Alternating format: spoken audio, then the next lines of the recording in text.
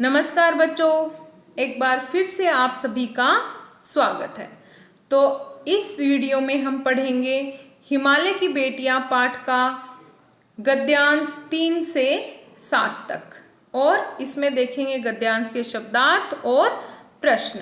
तो चलिए हम शुरू करते हैं गद्यांश 3। गद्यांश 3 में लेखक ने हिमालय की प्रकृति का बड़ा ही सुंदर वर्णन किया है। इसमें उन्होंने हिमालय की बर्फीली पहाड़ियाँ, देखो मैंने यहाँ पर बताया है बर्फीली पहाड़ियाँ और देवदार के पेड़, चीड़ के पेड़, चिनार के पेड़ और हरी भरी घाटियाँ, इन्हीं का वर्णन इस पैराग्राफ में किया जाएगा। तो चलिए पढ़ते हैं। अब लेखक कह रहे हैं, कहाँ ये भागी जा रही हैं? ये किसके लिए कहा है? नदियों के लिए।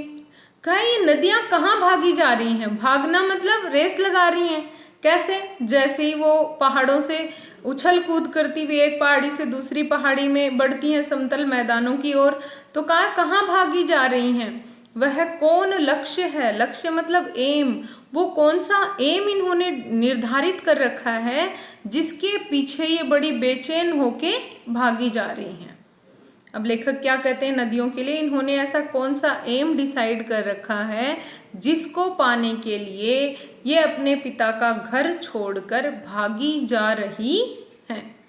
अपने महान पिता का विराट प्रेम पाकर भी। अब हिमालय कितना विस्तृत है, कितना बड़ा है, तो कहते हैं कि उस विराट हिमालय का प्रेम पाकर भी इनका पिता इतना विराट है, इतना बड़ा है, उसका प्रेम पाकर भी इनका हृदय अतृप्त है। अतृप्त का मतलब होता है संतुष्ट न होना, खुश न होना। तो लेखक क्या कहते हैं कि इतना बड़ा हिमालय पर्वत है, इतनी सुंदर यहाँ पर घाटियाँ हैं, पहाड़ियाँ हैं और अलग अलग पेड़ हैं, ऐसी सुंदर जगह छोड़कर भी इन नदियों ने कौन सा एम बना लिया है जिसके पीछे ये दौड़ी जा रही हैं। और ये खुश क्यों नहीं है ऐसे घर में रहकर भी? वह कौन होगा जो इनकी प्यास मिटा सकेगा? बर्फ जली नंगी पहाड़ियाँ, एकदम बर्फीली पहाड़ियाँ ऊपर जो मैंने शुरू में आपको दिखाया, छोटे छोटे पौधों से भरी घाटियाँ, बंधुर अधितेकाएं। बंधुर का मतलब होता है ऊंची नीची, ठीक है। अधितेकाएं का मतलब होता है पहाड़ की जो समतल भूमि होती है, ऊपर जो पहाड़ होता है उसकी समतल भूमि को कहते हैं अधितेकाएं। तो सरसब्ज, सरसब्ज मतलब हरी भरी। उपतेकाएं, उपतेकाएं का मतलब होता है तराई वाली घाटी। ऐसा है इनका लीला निकेतन। निकेतन का मतलब होता है घर, लीला का मतलब होता है कार्यकलाप, खेल कूद। तो लेखक कहते हैं कि ऐसी हरी भरी घाटियाँ और इतना सुंदर है इनका घर, फिर भी ये उस घर में ना रहकर क्यों भागी जा रही हैं? खेलते खेलते जब ये जरा दूर निकल जाती हैं तो देवदार, चीड़, सरो, चिनार, सफेदा, केल के जंगलों में पहुंचकर शायद इन्हें बीती बातें याद करने का मौका मिल जाता होगा। कौन जाने बूढ़ा हिमालय अपनी इन नटखट बेटियों के लिए कितना सिर धुनता होगा। बड़ी बड़ी चोटियों से जाकर पूछिए तो उत्तर में विराट मौन के सिवाय उसके पास और रखा ही क्या है। तो इस पैराग्राफ में लेखक ने बताया है नदियाँ अपने पिता का इतना सुंदर घर जिसमें घाटियाँ हैं, पेड़ पौधे हैं, बर्फ की पहाड़ियाँ हैं, इतने सुंदर घर में भी वो नहीं रुकती और भागी जा रही हैं। पता नहीं क्या उन्होंने निर्धारित कर रखा है जिसको पाने के लिए वो दौड़ रही हैं। और लेखक कहते हैं कि इनके पिता का घर इतना विराट है, फिर भी ये वहाँ पर खुश नहीं है। और कहते हैं कि हिमालय से कोई जाकर पूछे कि आपकी जो ये नटखट बेटियाँ हैं, नटखट मतलब जो चंचल बेटी, चंचल होते हैं ना लोग, उनके लिए नटखट शब्द का प्रयोग होता है। कृष्ण के लिए भी नटखट शब्द का प्रयोग किया जाता था। तो कहा है कि ये जो नटखट बेटियां हैं ये क्यों दौड़ी जा रही हैं? अगर हिमालय से कोई पूछे भी जाकर तो बेचारे वो मौन रहेंगे और इसका कोई उत्तर नहीं दे पाएंगे। तो इसमें हम शब्दार्थ पहले ही पढ़ चुके हैं। प्रश्न है इसका, लेखक ने नदियों के घर का कैसा वर्णन किया है, अपने शब्दों में लिखिए।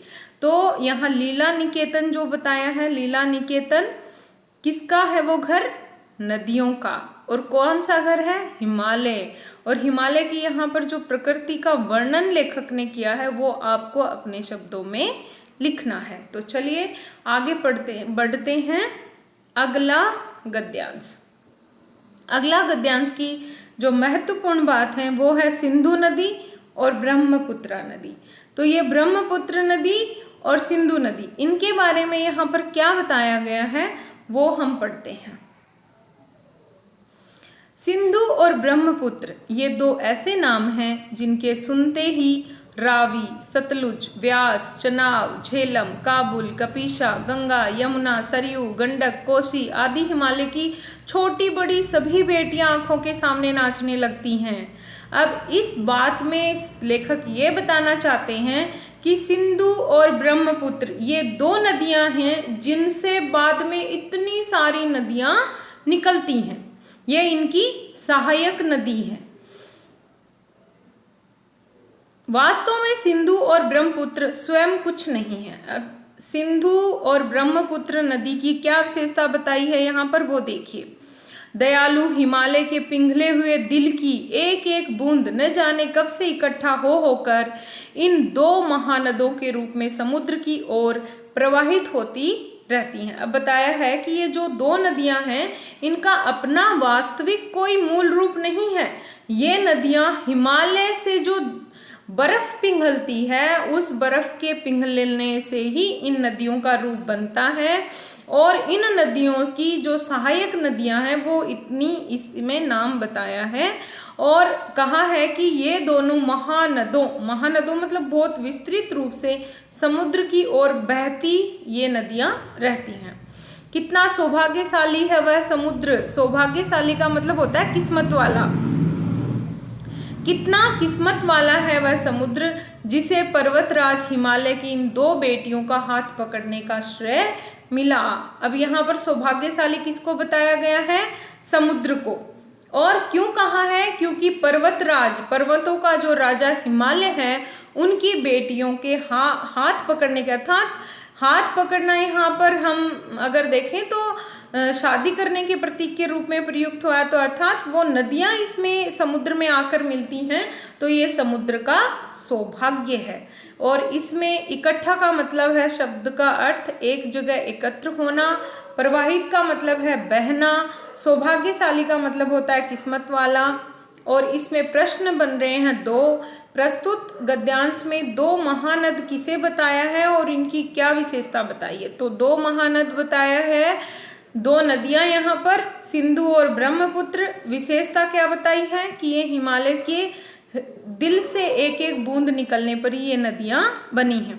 सौभाग्यशाली किसे कहा गया है और क्यों? समुद्र को कहा गया है क्योंकि वो विराट हिमालय की बेटियों का हाथ पकड़ने का श्रेय उसे मिला है। तो चलिए आगे हम बढ़ते हैं गद्यांश 5 की ओर। अब गद्यांश 5 में है वो नदियों की जो उछल कूद करने वाली स्थिति का वर्णन किया गया है। एक पहाड़ी से दूसरी पहाड़ी पर जब वो नदियां जाती हैं तो उनकी स्थिति कैसी है, यहाँ पर उसका वर्णन किया गया है। तो चलिए आगे बढ़ते हैं हम। जिन्होंने मैदानों में ही इन नदियों को देखा होगा, अर्थात ये जो नदियां हैं इनको समतल भूमि पर ही जिन्होंने देखा है, उनके ख्याल में शायद ही ये बात आ सके कि बूढ़े हिमालय की गोद में बच्चियां बनकर ये कैसे खेला करती हैं। अब क्या कहते हैं कि जिन्होंने इन नदियों को विशाल रूप देखा है, सिर्फ बड़ा रूप देखा है समतल में, वो सोच भी नहीं सकते कि हिमालय की गोद में ये कैसे खेलती हैं।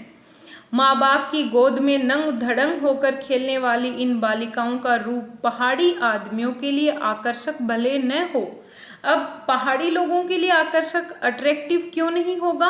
क्योंकि वो इनके सही वास्तविक रूप को जानते हैं और इसलिए उनके लिए उतना आकर्षक न होगा। लेकिन मुझे तो ऐसा लुभावना प्रतीत हुआ। मुझे यहाँ किसने कहा है? लेखक ने क्या कहा है? पर मुझे तो बहुत अच्छा लगा। लुभावना मतलब जो आकर्षित कर ले अपनी ओर, ऐसा लगा। कौन सा रूप लगा इनको? नदियों का पहाड़ों पर जब वो खेलती हैं छोटी लड़की की तरह।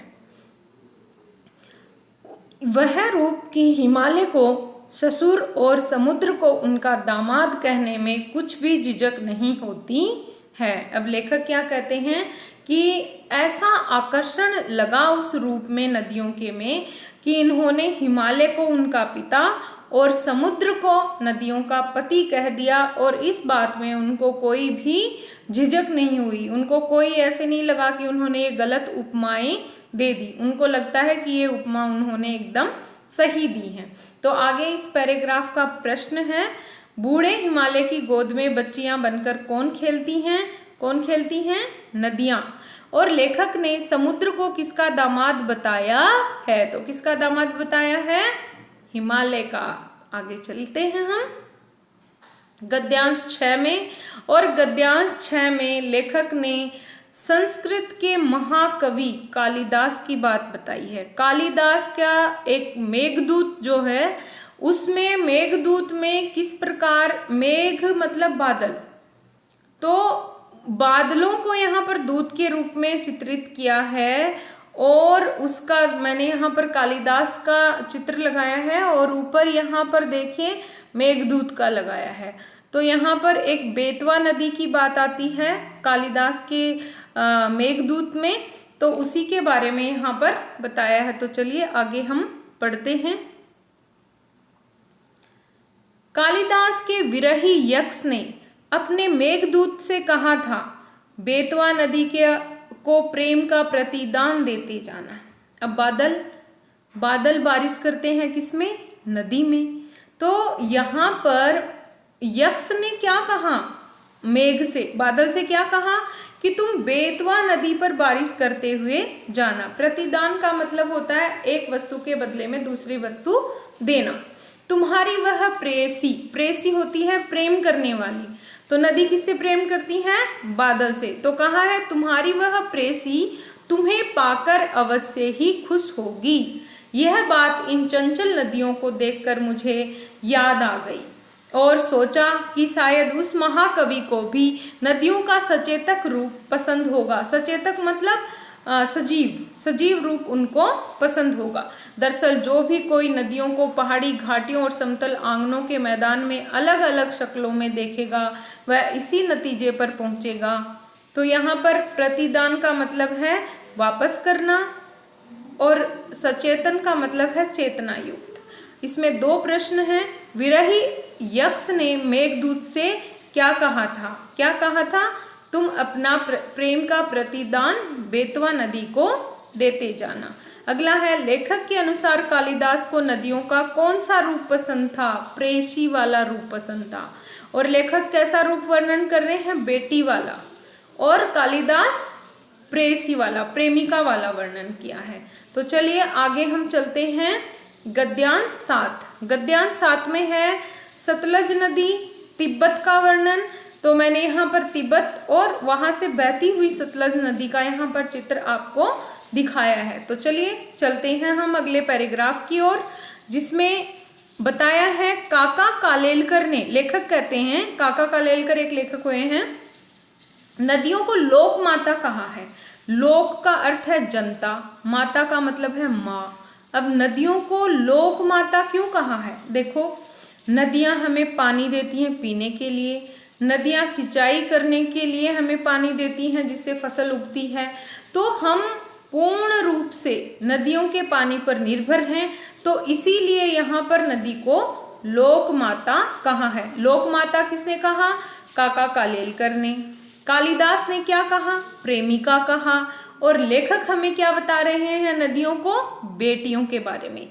किंतु माता बनने से पहले, अब कहते हैं कि जिस प्रकार एक लड़की माता बनती है, उससे पहले उसके बहुत सी भूमिकाएं होती हैं, अलग अलग रूपों में वो अपना किरदार निभाती है। तो यहाँ पर उन्हें बताया है लेखक ने क्या?